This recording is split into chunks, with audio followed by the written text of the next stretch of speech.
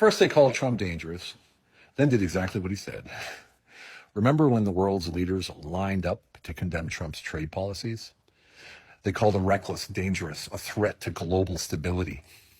They laughed at him. They called him arrogant, unstable, and unfit. But now they're signing the deals that he demanded, aren't they? If we fast forward, the European Union is offering exactly what he asked for from day one: 0 for 0 tariffs on industrial goods. Ursula von der Leyen went from scorning Trump's trade stance to echoing it almost word for word. That's not diplomacy, that's submission. And it's not just the EU. Mexico talked tough until Trump threatened a 25% tariff. Days later, they sent 6,000 troops to their border. Not because they wanted to, because they had to. And Canada, same story. They protested, slapped back with tariffs, then quietly poured $1.3 billion into border security just to stay in the game.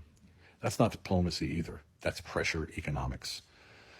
Pressure doing what diplomacy never could. South Korea, they renegotiated their entire trade deal under pressure. Even China made moves that they swore they would never make. But here's what no one's really talking about. Over 60 countries have now taken favorable action aligned with Trump's trade agenda. Why? Because they saw the truth. It was never just about jobs, and it was never just about, revenue. Tariffs were leverage, pure and simple, a way to push through what couldn't be done through negotiations or empty promises. Security, borders, fair trade, energy, sovereignty, all of it on the table. Because when the tariffs showed up, the posturing stopped. And one by one, the world lined up.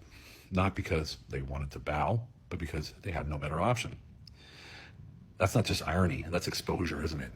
Because what we're seeing isn't about Trump at all. It's about the difference between a performance and real leadership, between public theater and personal power. Every leader wants to look tough for the cameras, don't they? But then behind closed doors, they do what they have to survive. The lesson? Talk is cheap, speeches are even cheaper. And when America shows strength, real, unapologetic, uncomfortable strength, suddenly the noise dies down. Because the global stage isn't run by who talks the prettiest, it's run by who holds the leverage, who plays the long game, and who doesn't blink. Trump was never dangerous because he broke the system. He was dangerous because he exposed it. He showed how weak it really is, how fast the tough talk melts when consequences show up. And now, the same people who painted him as a threat are imitating his own strategy. So what does this stat tell you? It tells you the world doesn't bow to charm, it bows to results. It tells you that behind all the finger pointing and all the fear mongering, they knew he was right. And they hated him for it. Not because he was wrong, but because he proved the game could be won a different way. It's easy to flex on Twitter. It's harder when the tariffs hit. That's when you find out who's really in charge.